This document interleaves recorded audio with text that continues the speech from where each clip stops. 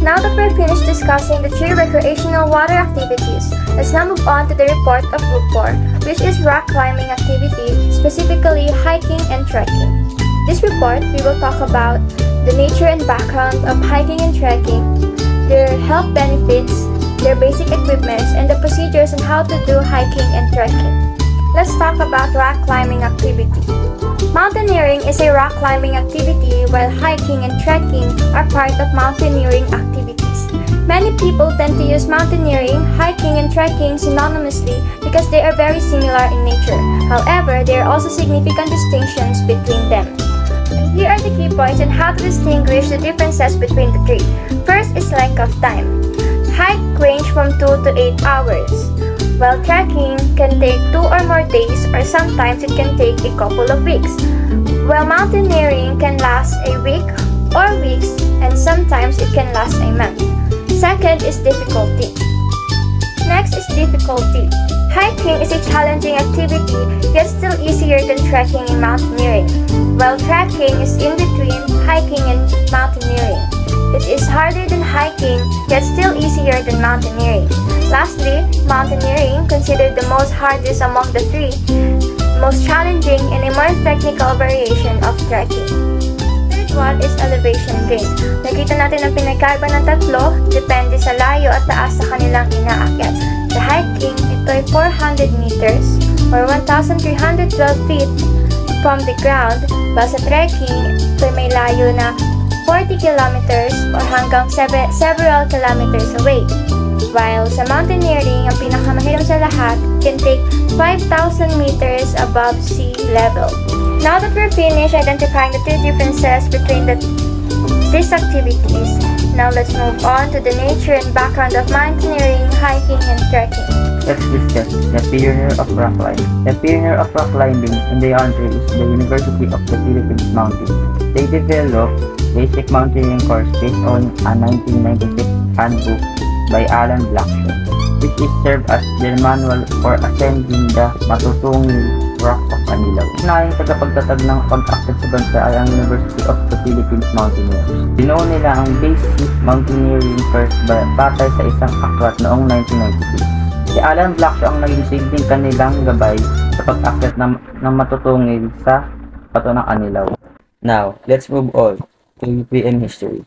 The first rock climbing team as a group used car parts and polyurethane ropes as their makeshift gear. They started establishing rock climbing routes as the municipality of Rodriguez Rizal, formerly known as Montalban. Along with other members of the Mountaineering Association of the Philippines, Macnao Estepan. The Sports Climbing Association of the Philippines, Inc., or SCAPI, was formed in September of 1998, linking climbing communities across the Philippine Islands. So, sa paglaganap nga po ng climbing sa buong bansa, kung saan nangailangan na nga po tayo ng national group para tumingin sa sport development at saka sa safety standards. Doon po nabuo ang Sports Climbing Association of the Philippines, kung saan nabuo ito noong 1998. At sila ang nag-link sa lahat ng climbing communities sa buong Pilipinas. Climbing facilities spread all throughout the country, in schools, malls, and commercial establishments. There came the need for national group to oversee the sports development and keep safety standards in check. Sa paglaganap ng climbing sa buong bansa, meron na rin mga nagtatayo ng mga climbing facilities sa school, sa malls, at sa mga commercial establishments. So saan nangangailangan na rin tayo ng national group upang maobserbahan ang sports development na nangyayari at syempre upang maobserbahan na rin at masecure na rin ang kaligtasan ng lahat. The opening of the Para Gym in an indoor and controlled environment setup became a turning point in the Philippine climbing history and made the climbing accessible to the general public, where curious and eager Filipinos had a ready place to try climbing for the first time, and a variety of wall angles became a playground to explore for more familiar mountaineers. Sa paglaganap nga po ng power up gym indoors at sa mga controlled environments, mas natutulungan po tayo mga Pilipino na mas madaling ma-access at magkaroon ng ready place para matry sa unang pagkakataon ang climbing. Toiletry kit, isa siyang pinakamahalagang dalhin para sa hiking dahil ang kahalagahan nito ay yung personal equipment natin sa pansarili. Ang halimbawa na lang nito ay yung toothpaste, toothbrush, soap, sanitizer, and alcohol, and so on na kailangan natin sa pangsarili natin. Pocket knife. The Victorinox knives are the tested most, especially the scissors and also the Leatherman multi-purpose tool. So, yung pocket knife, isa sa mga useful na dalhin sa pag-hiking dahil magagamit rin natin ito sa anumang bagay o pamutol sa mga kahoy, puno, or mga prutas na kakainin natin. Isa rin ang pinaka-the best na to ay pamproteksyon na rin sa ating sarili kung malagay man tayo sa peligro. Next is cup, bowl, and spoon. A plastic insulated mug is best along with a bowl with a lid or large Nalgene, jar with a lead and a Lexan spoon, no metal. So, kailangan dito is plastic lang kasi pag plastic kasi parang mas madali mo siyang magagamit, lilinis, madali mo siyang, and parang di siya kagad masira pag plastic. Health benefits of these activities. Mountaineering, hiking, and trekking offer numerous health benefits, both physical and mental. Here are the some of the key advantage. Headlamp is good for reading and rummaging through gear during the night. A small LED hand lamp is fine. Yung headlamp naman is dito mo siya lalagay. And then, magagamit natin siya kasi pag nagmamountaineering tayo, halimbawa pag gabi na, pwede mo siyang maggamit through pagbabasa or may hinahanap kang gamit na hindi mo kagad makikita kasi madilim. So, yung gamit ng headlamp is para hanapin yung mga bagay na di mo mahanap sa gabi. Number 1. Cardiovascular fitness. This activity works the heart and lungs, enhancing overall cardiovascular fitness and endurance. Number 2. Muscle strength and endurance. Walking up hills, navigating rock path, and carrying a backpack all play a role in building muscle strength and endurance, especially in legs, core, and upper body. Number 3. Weight management. It serves as an effective method to expend excess calories and sustain a healthy body weight. Number 4. Improve joint health. When you hike and trek, your joints are involved in gentle movement that can strengthen them and increases flexibility. This is particularly beneficial for individuals with joint problem or arthritis. Number 5. Enhance mental well-being. In spending time outdoors in nature can lower stress, anxiety, and depression. The physical activity of hiking and trekking releases endorphins, which are the natural mood boosters. Vitamin D production. Sa panahon ng pagkakalantad sa sikat ng araw, ang 7-dehydrocholesterol sa balat ay sumisipsip ng UVB radiation at na-convert sa free vitamin D3 na nag-isomerize sa vitamina D3. Connection with nature. Ang pagsali sa mga panlabas na aktibidad tulad ng hiking at trekking ay nagbibigay ng pakiramdam ng koneksyon sa kalikasan, nagpo-promote ng pagpapalaga at pag-iisip. Maaaring itong magkaroon ng mga positibong epekto sa kalusugan ng isip at pangkalahatang kasiyahan sa buhay. Social interaction. Pakikipag-ugnayang panlipunan ay ang proseso ng pagkakaroon ng connection at interaction sa iba't ibang tao sa lipunan. Sa pamamagitan ng mga ruta ng hiking at trekking, Ang mga mahilig sa labas ay may pagkakataon na makipag-ugnayan sa iba't ibang individual na may parehong interes sa aktibidad na ito. Improve balance and coordination ay tumutukoy sa pagpapabuti ng kakayahan ng isang tao na mag-navigate sa iba't ibang mga uri ng lupain at landscape na may tamang balanse at koordinasyon. Ito ay malaga sa mga aktibidad tulad ng pag-akyat sa bundok, pagsasayaw o anumang aktibidad na nangangailangan ng paggalaw sa iba't ibang mga sukat at anyo ng teritoryo. Boosted immune system. Pagkain ng maayos, pagiging aktibo sa pisikal, pagpananatili ng malusog na timbang, pagkakaroon ng sapat na tulog, hindi paninigarilyo at pag-iwas sa labis ng paggamit ng alak. Next is camera. This item is a must. Picture are the only way to describe what you have seen or done. Don't forget the extra batteries for digital camera. Ito naman is, syempre, mas kailangan natin to kasi kaya nga tayo umakyat ng mountain para makita yung nature and syempre, dun na din mag picture and syempre, wag kakalimutan yung battery. Dako naman tayo sa mga dapat dalhin for hiking.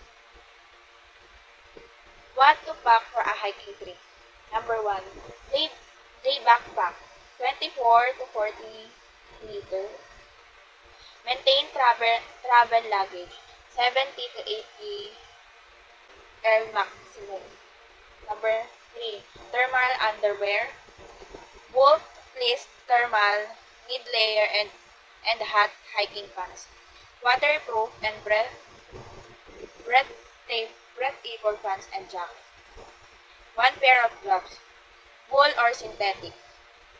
2 to 3 pairs of thick socks, wool or synthetic. Waterproof hiking boots with good ankle support. Since mountaineering requires long hours of walking and climbing, it may produce threats to personal safety. This may lead to incidents such as dehydration, hyperthermia, and overexertion. First equipment that we need to bring in mountaineering is the Bible.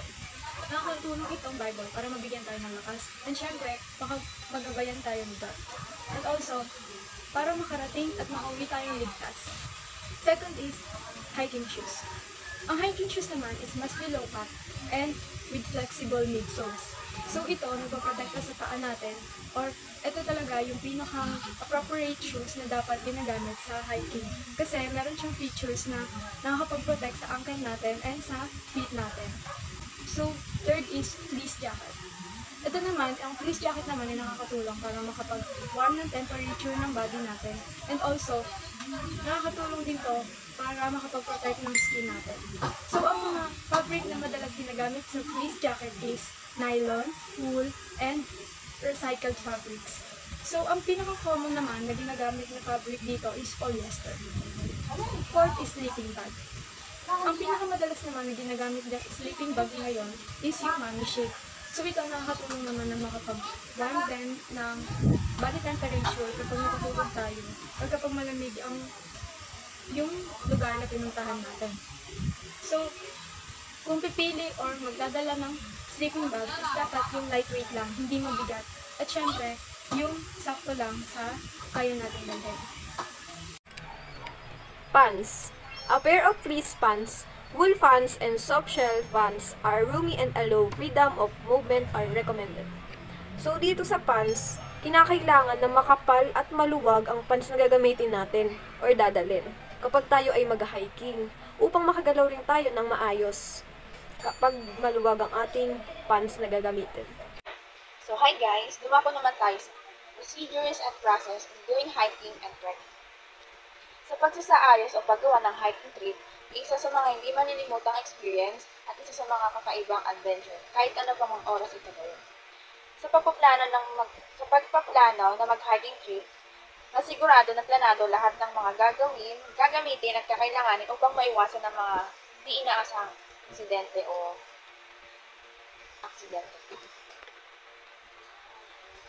So, ang susunod natin ay pick your trail. Before you start thinking about what to pack for a hiking trip, you need to decide where exactly you're going. The best tip for this time hikers who wonder how to get started hiking is the first time packing the best trail for you. So, ang sinasabi dito, bago ka magsimulang mag-isip ng mga dadalhin, ay siguraduhin mo muna kung saang eksaktong lugar ang iyong pupuntahan nang sa ganon ay masulit at ma-enjoy mo ang iyong hiking trip. Next is get in shape for your hike. So, bago ka sumabak sa isang hiking trip, ay siguraduhin maayos ang iyong pangangatawan dahil mahirap nang biglaan magkaroon ng insidente nang hindi inaasahan. Kaya siguraduhin maayos at sapat o handa ang iyong katawan sa paggawa ng aktibidad na ito.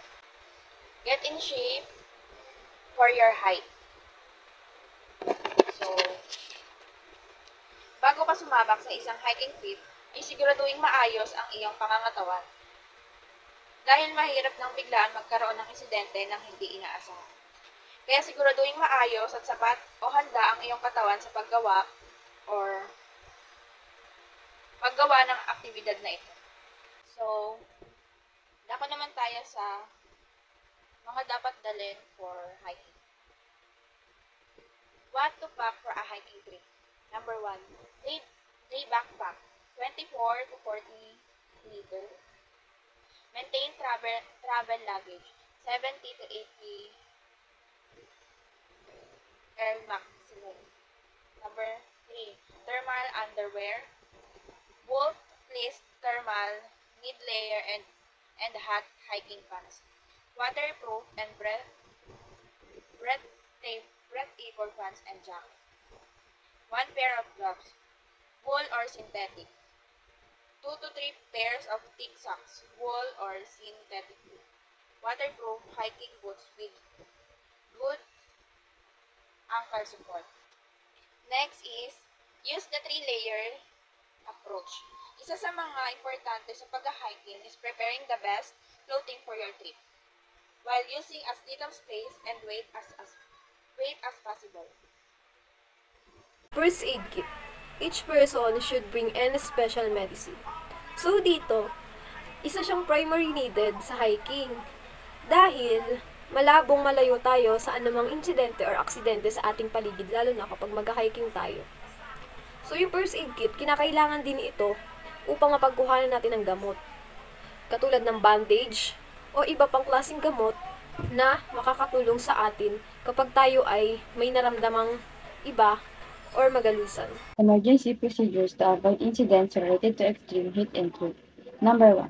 Avoid overexertion in hot weather. It is important to avoid pushing yourself too hard when it is extremely hot outside. This can lead to heat exhaustion or heat stroke. Take breaks and rest in shaded areas whenever possible. Number 2. Stay hydrated and increase your fluid intake during hot weather and physical activity. Drink at least 1 cup to 50 ml of water every hour to prevent dehydration. It is also helpful to carry enough water with you to stay hydrated throughout the day. 3. Time your activities. If you are planning outdoor activities like mountaineering, it is best to do them in the cooler morning or late afternoon when the temperature is lower. Rest in shaded areas during the hottest parts of the day. 4. Protect yourself from the sun. Wear a wide-brimmed hat to protect your ears, face, scalp, and the back of your neck from the sun rays. This can help prevent sunburn and heat-related illness. 5. Use appropriate clothing. Wear clothing made of cool, natural fibers of cotton. These materials